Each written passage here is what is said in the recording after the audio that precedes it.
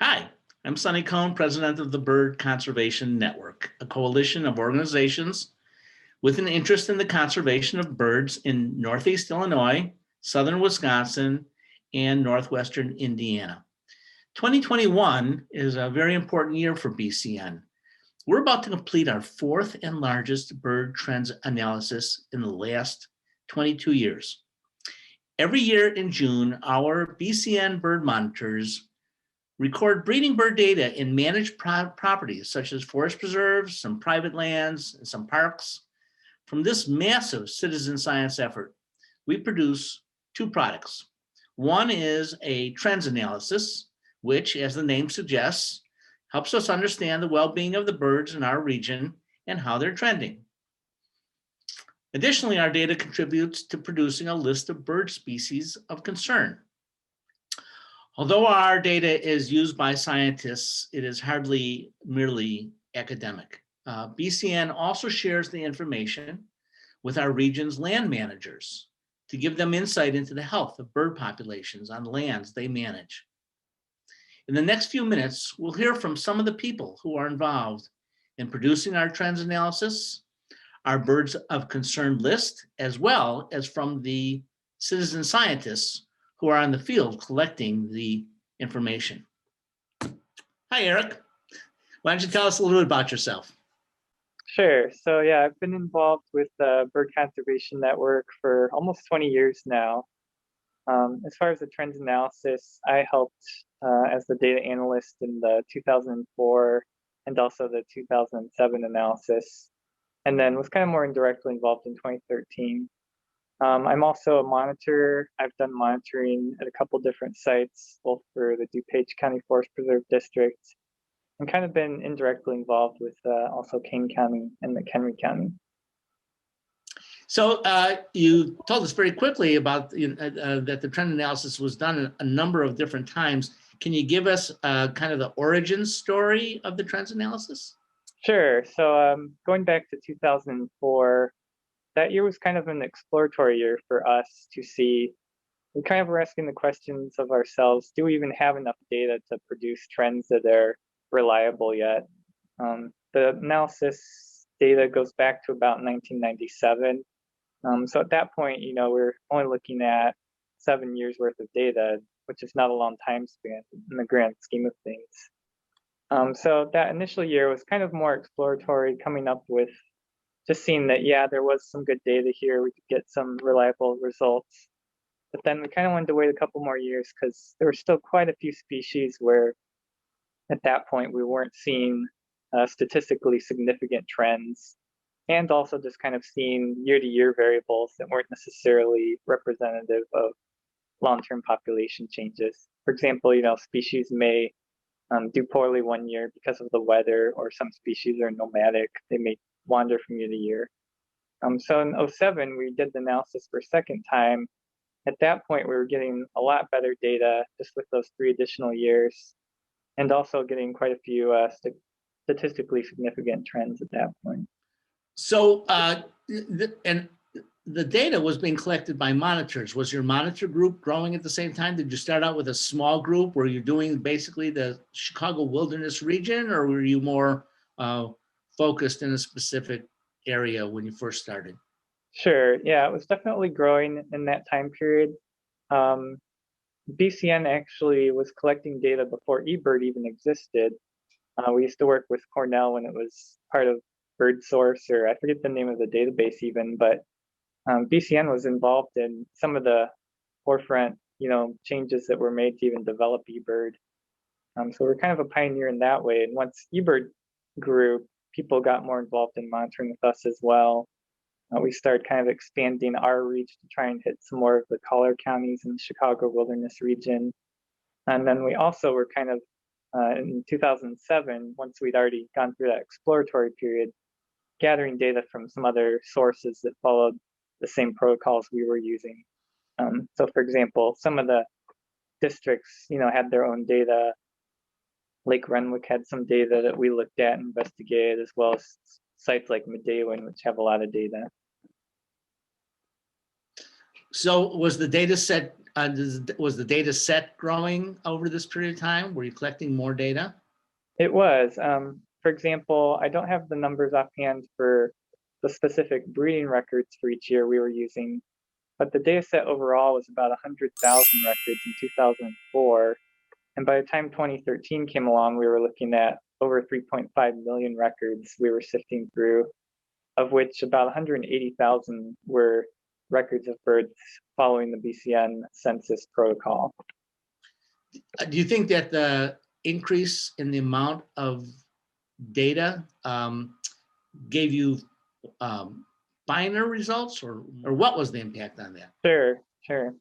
So in 2007 and then 2013, we had a very dramatic jump in the data that we were able to output. For example, in 2007, we had statistically significant trends for about 11 species of grassland birds. And in 2013, that number had increased to 23, so more than double the number of species that we had statistically significant trends for. Similar numbers for the other habitats, 13 versus 21 for shrublands. Woodlands, we went from 13 to 34 species with significant data.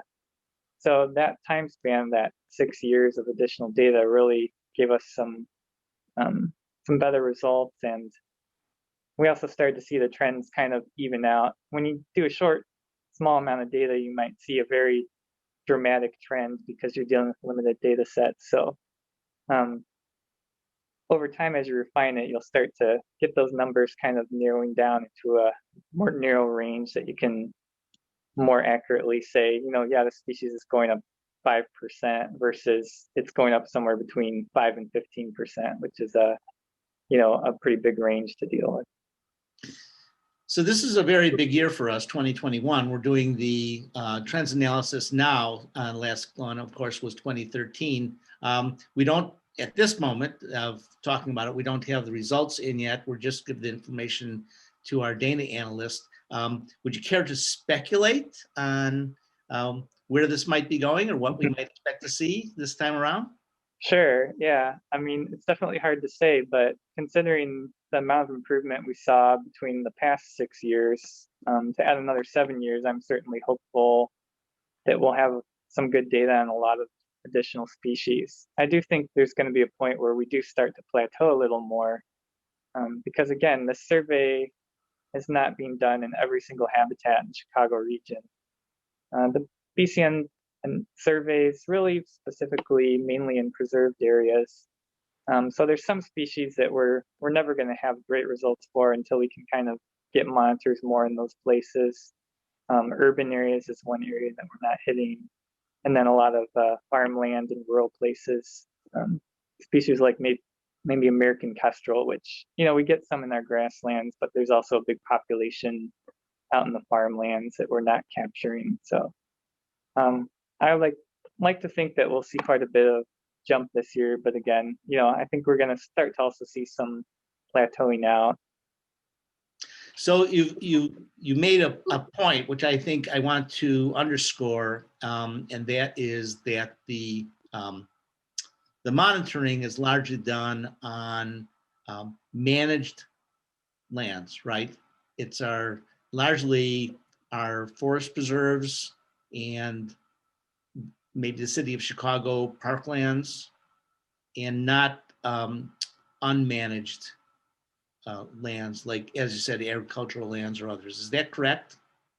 Yeah, so most all of our point counts are within, usually it's county forest preserves, but we also do have parks and some private organizations that have preserved lands as well. There's some other types of data that's out there, but so far most of it's not within the BCN survey or the trends analysis that we're doing. And it's an important point to kind of keep in mind as you're looking at these results. It's easy for people to jump the gun and say, oh, this is how species are doing in Chicago or in this region. When really, our trends analysis, we feel more confident saying this is how species are doing within preserved lands, often managed lands within the Chicago region. And all that, though that's a limitation, it's also a benefit. The big comparison that people like to compare to is the Breeding Bird Survey, which has been around for many years, is very highly trusted among scientists. But this also is a survey that's only done along roadsides. So even the Breeding Bird Survey has its own limitations. For example, Henslow's sparrow is one I can think of off the top of my head where, this is a species that's often out in the grassland. It's not really using edge habitat much. A roadside survey is not necessarily going to detect these well. And it's a species that we kind of showcase from our results also because we had statistically significant trends showing them increasing before the Breeding Bird Survey was able to showcase that and still showed the decline. Now the Breeding Bird Survey has since then been able to capture those increases as it spread across the area more. But there's definitely species where we're able to capture data that's very valuable. So it's great that you use the word very valuable. So the question is, who's it valuable to? And are you seeing in the time that you've been involved, which is like forever, are you seeing any impact of any of this data in an applied sense? Yeah, for me, I think the biggest benefit initially has just been for land managers to kind of get some outside view of how some of their species are doing. Some good examples are all of the grassland species that have been really doing well because of restoration, because of removing hedgerows and these areas that are dividing segments of grassland. We've seen great increases in birds like bobolinks and other grassland species. But there's also some species where we've been highlighting the declines that are showing up in some of the preserved areas because of restoration. A couple examples, wood thrush is one that's been declining. Yellow-breasted chats are one that's kind of on the edge that we're kind of watching. And these are some of the species that, unfortunately, restoration doesn't always benefit everyone. We have to kind of pick and choose. So now land managers are looking at these species and saying, how can we now adjust our management practices to make sure that these species aren't declining? So in this case, we're taking out a lot of buckthorn right now. This is one of the biggest problems across Chicago wilderness region, obviously. Some species like wood thrush are using it, yellow-breasted chats are using it where there's edge habitats and hedgerows. So trying to find out how we can, maybe it's planting more native shrubs or finding ways to kind of help adjust our management practices to help some of these species that we're seeing these declines in.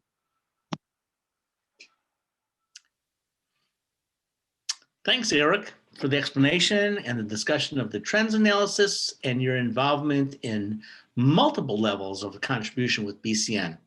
It is greatly appreciated.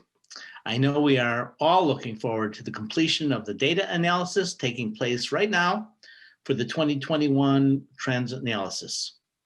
Now, let's turn to our other product, which is derived in part from our 22 years of data collection. Take it away, Judy.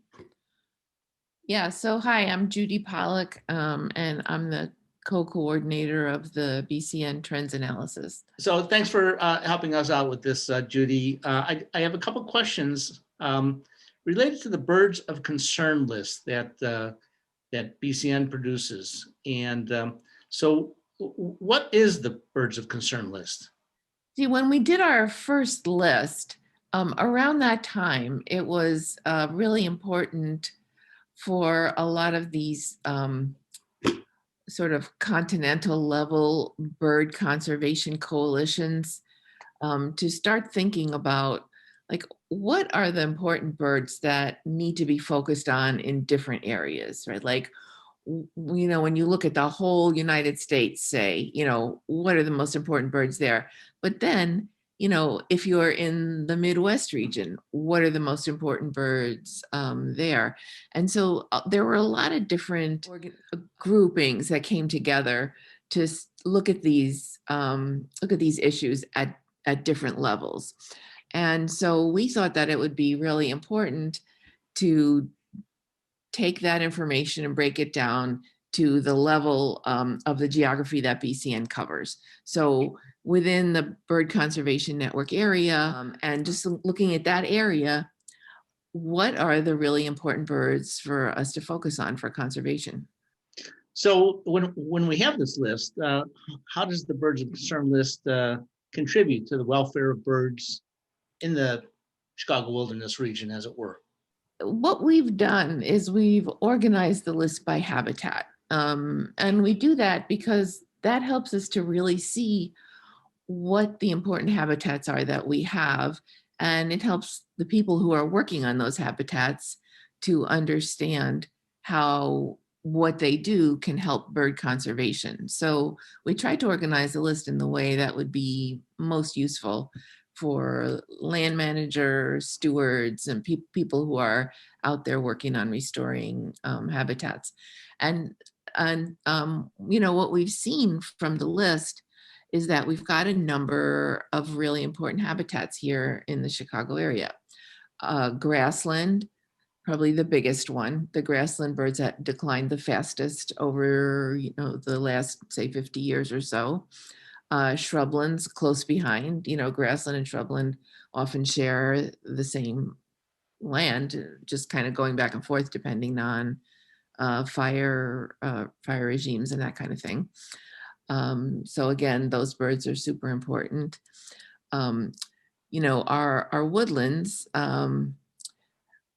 tend to be pretty steady in their bird population, but we're worried about them because of the whole problem of the oaks declining. So while the bird populations are holding pretty steady in our woodlands, we're worried about what happens when we start to lose our oaks, which we're starting to see. And there's some particular little habitats within woodlands that we're concerned about. Savanna is one, for example, where, our savannas have almost completely filled in with invasives. And now, as people are clearing savannas, we're starting to see savanna birds like the red-headed woodpecker, sort of the iconic species, come back to savannas. And then wetlands is a category that the BCN doesn't cover as well. There are other surveys out there that do a much better job with wetlands, but we do have wetland birds on our list. And actually the Chicago wilderness region has some of the best functioning wetlands in the state. We've got these little glacial pothole lakes up in the Lake and McHenry County area, and we've also got the Lake Calumet area, which there's a lot of focus on now, trying to bring wetland birds back there. When we compile the birds of concern list, from what resources do you draw to at least get this list of birds? Where does this data come from? Yeah, so there's a group called NAVC, the North American Bird Conservation Initiative, and that is just a partnership of many bird conservation organizations across the continent. And they break things down according to land birds, and then that's the Partners in Flight, that's that group. They've got a shorebird group. The waterfowl group was really the first one, the North American Waterfowl Management Plan. They sort of pioneered this whole approach to bird conservation, and they've got a water bird group. So we look at all of those, things. And we also look at, on the state level, there's the Illinois Wildlife Action Plan. So that's an attempt to do this kind of a process for the state. And they have a list of species of concern. So we look at that list.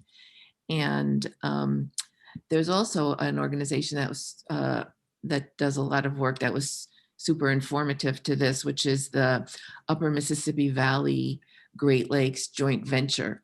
And so that's kind of taking a regional look, and they take these big national plans and they break them down for the Upper Mississippi Valley and Great Lakes. So they've got their own shorebird plan, they've got their own waterfowl plan, et cetera.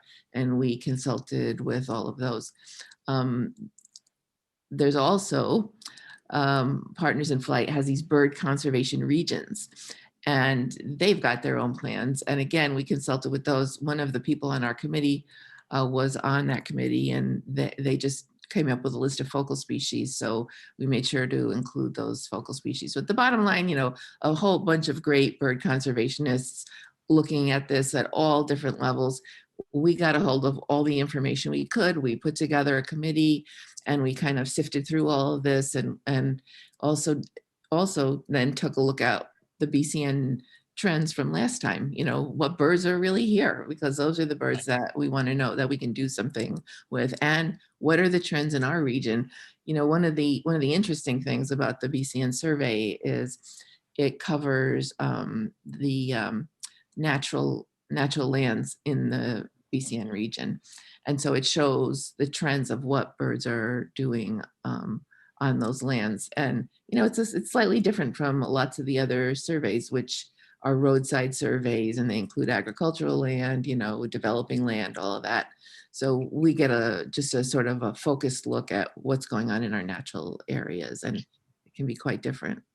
So your answer raises so many other questions, but I'll try and keep it focused. Does any of the information compiled by the BCN monitors contribute to building the birds of concern list? Yeah, well, yes. I mean, as I said, we look at the trends, and that's how we figure out which birds to include. If a bird is doing fine in our region and doing poorly elsewhere, we think about it a little differently. We just take all of that into consideration when we're making our decisions.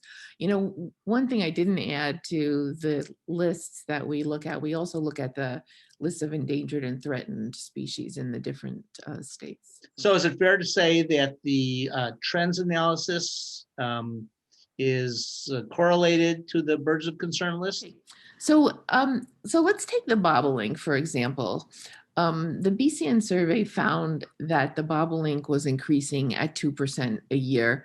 If you sort of take the margin of error into account, it's plus or minus 1%. So, you can say that it's increasing in our area. And that's probably, we would guess, of course, our survey doesn't exactly say this, but due to a lot of the grassland restoration that's been going on in our area.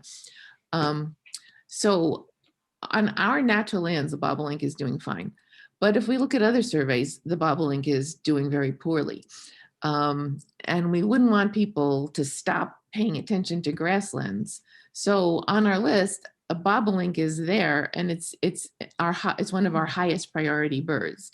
So in this case, a BCN survey is telling us we're doing the right thing and we need to keep doing it. And with the birds of concern list, we keep the bobolink on that list because we want people to keep doing the right thing for those birds, for those grassland birds.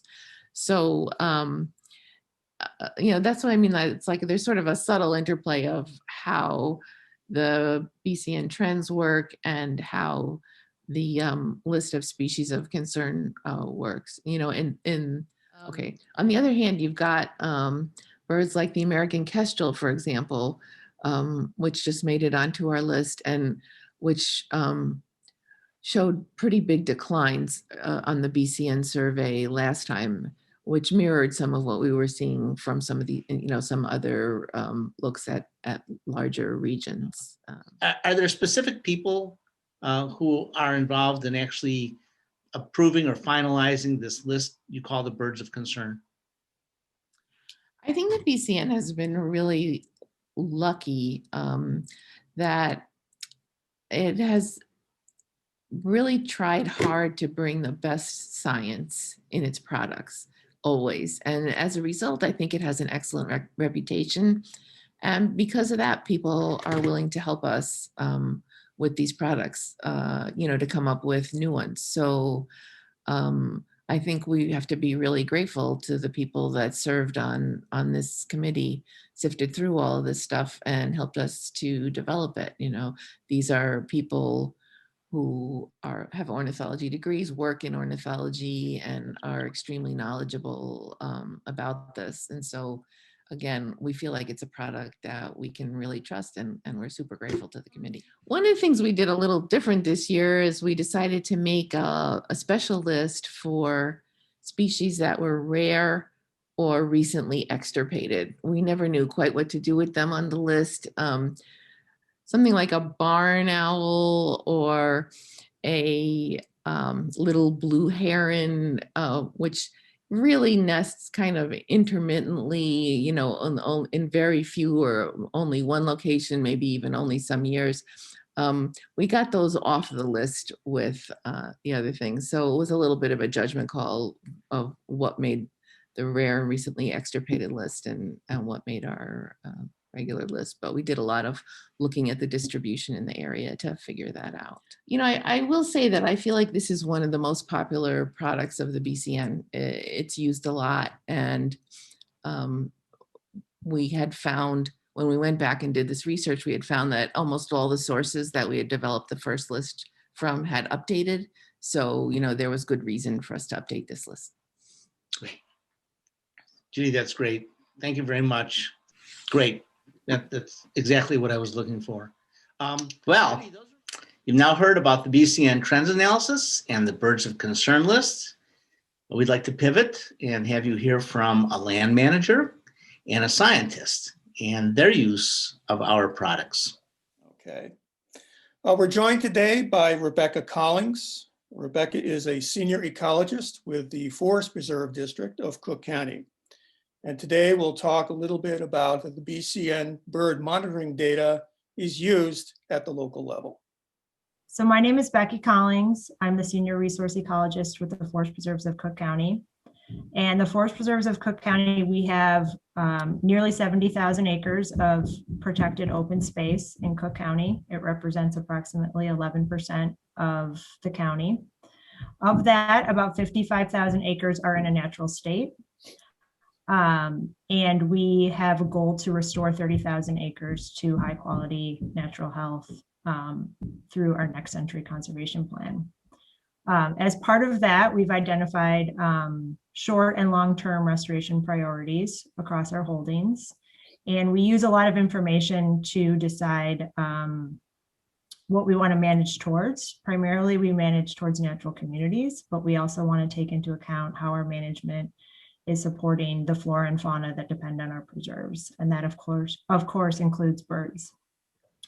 So with, you know, 55,000 acres of natural lands, we really need help in collecting information on the flora and fauna of our preserves. So that's kind of where BCN comes in.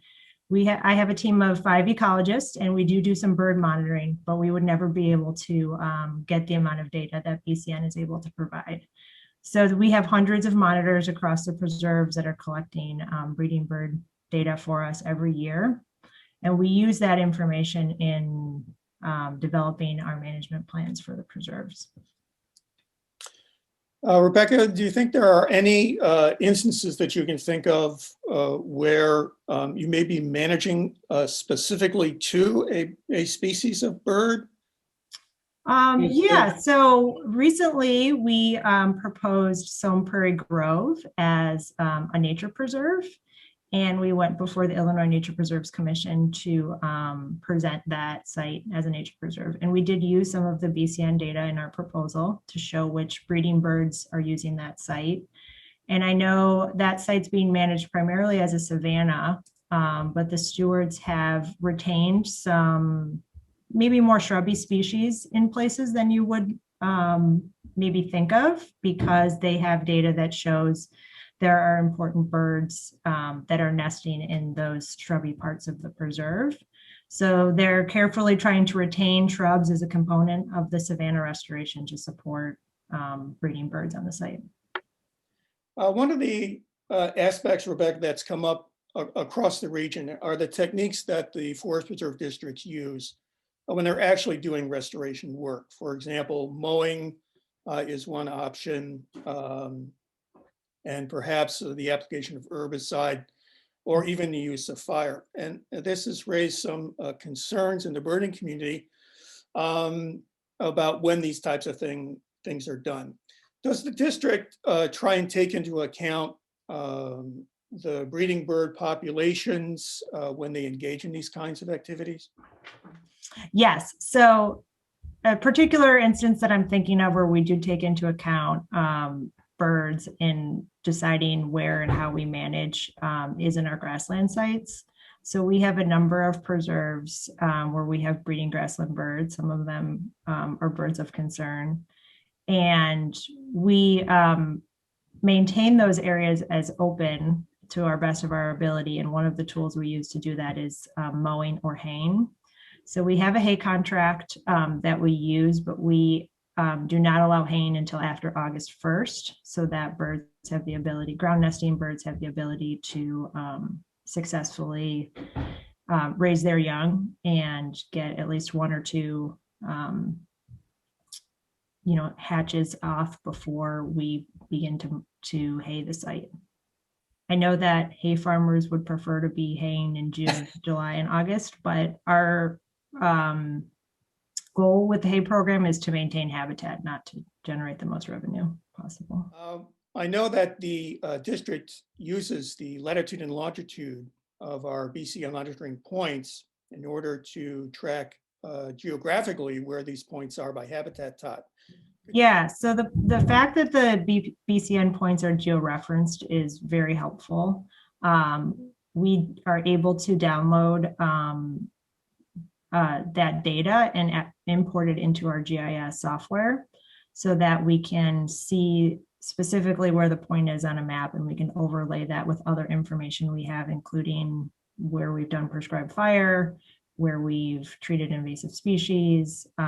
We can see which natural community it falls in using our natural communities layer. And that really helps in order to both see how management is impacting the species and also plan management around different species. We also can use that database to quickly query information. So it's all in a very organized format, and we can actually export the data from the shapefile to generate species lists by site or by point fairly quickly. So having the information organized in that way makes it much more useful. Back in 2018, Rebecca, you partnered with the Chicago Audubon Society and produced a really fabulous document called Partnering for Birds. And could you talk a little bit about that? Sure. So we used BCN data to map hotspots for birds of concern across the forest preserves. So this report and this analysis helped us to identify places where we have concentrations of birds of concern across the preserve. So instead of looking only at the BCN data at a site level, it helped us look across our holdings to identify places that are important for birds of concern. And that information helped us to identify places where we know the birds are preferring to nest. So that's good information that our sites are providing, good habitat for those species in those locations. The one thing I will say about the report is there are places where maybe there's not a lot of BCN monitors. So maybe a plug for more monitors in those locations. So, we have some great concentrations of where birds are across the preserves, and then we have some places where we may need more data. I'll certainly support that plug. We're constantly looking for experienced bird monitors to partner with the Forest Preserve District and taking care of a lot of the areas where we might need some assistance. But one thing I really do like about the BCN program is, that you're using a standardized protocol and that the monitors are vetted somewhat by BCN. So we know that the data is collected in a repeatable way, which helps give it more value to us, and that we know it's being collected by folks who know their birds. So that helps build confidence in the information. And that it's being collected in the breeding season is extremely helpful to land managers, because one of our goals is to be supporting breeding birds, not only migratory species. So having the data on breeding birds is really helpful in telling us the value of our preserves for bird productivity. Thank you, Becky and Tim. Over our 22 years of data collection, the information our monitors collect in the field not only informs land managers, but scientists as well. Let's hear from one of them. Data. Henslow sparrows. We know from BCN monitoring that Henslow sparrows, one of their strongholds is in the Chicagoland in Northeast Illinois. Several of your big grasslands support pretty good population of Henslow sparrows. We know that if you leave that area where the forest preserve districts provide grasslands, you need CRP, Conservation Reserve Program. And so again, monitoring data help with that. Migratory habitat, working with some projects in the Midwest on the importance of urban areas for migrating warblers. Red-headed woodpecker, clear from the monitoring what habitats they need. We need oak mast in winter from the Christmas bird count data. We know that they are moving around quite a bit trying to find acorns. And then other species in steep decline. We have a lot of work on agriculture right now.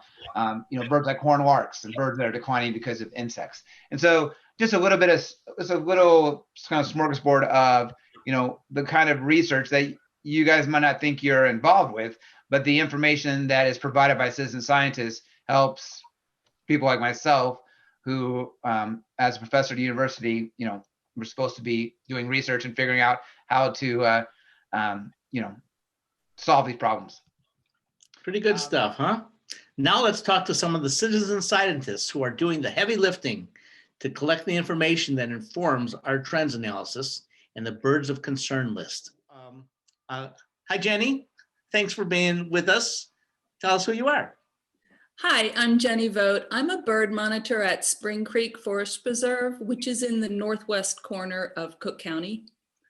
I was also a bird monitor at Poplar Creek for a while, but I did give that site to another worthy bird monitor. So tell us, so what do you like about the bird monitoring? I call bird monitoring birding with a purpose. I'm out there doing what I love to do, bird watching and looking at birds, and I'm also contributing to the welfare of the birds. How long have you been bird watching? I have been bird watching since I was in my mid-20s, so 10 years. Do you bird by sight, or do you bird by ear as well? So the neat thing about bird monitoring is it taught me how to bird by ear.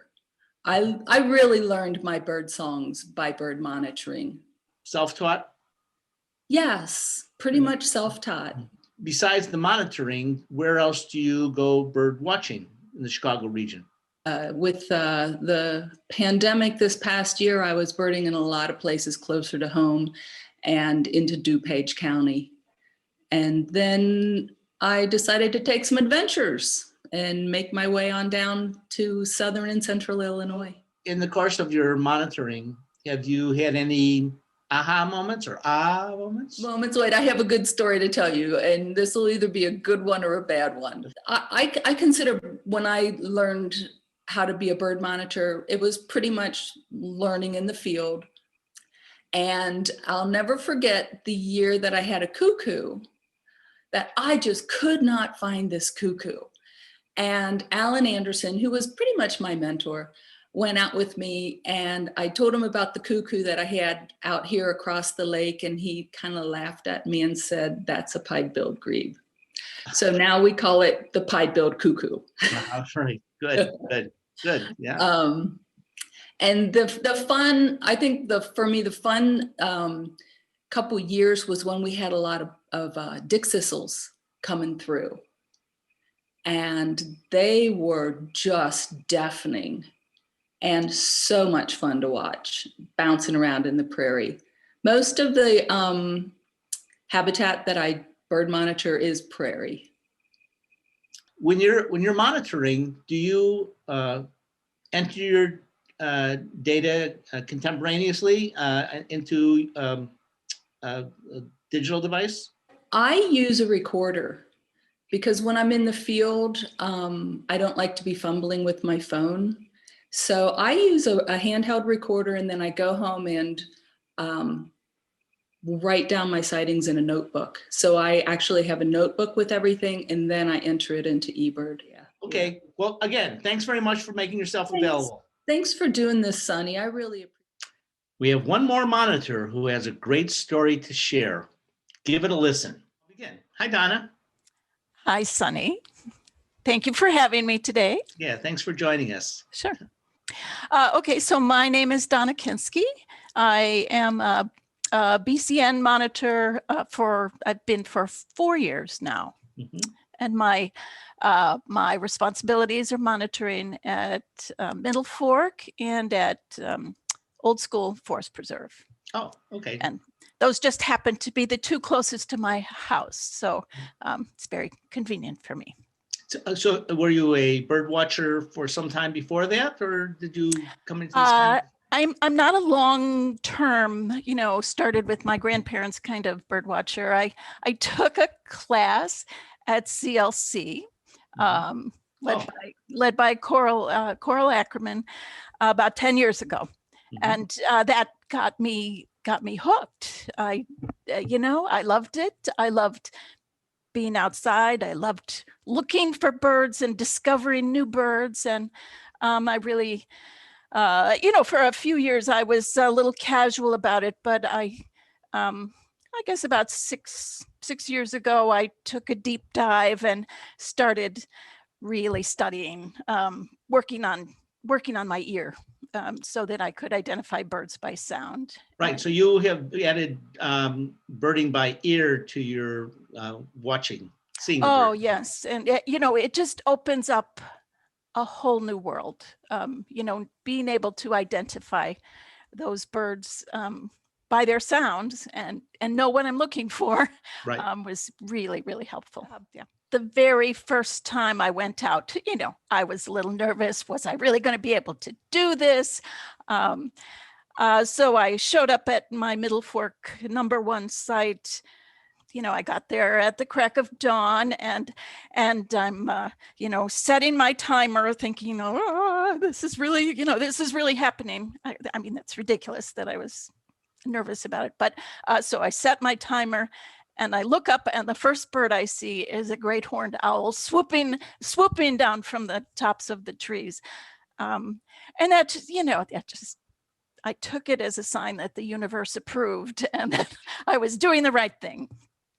And talking about doing the right thing, my background professionally is as a data scientist. So, I'm a numbers cruncher myself.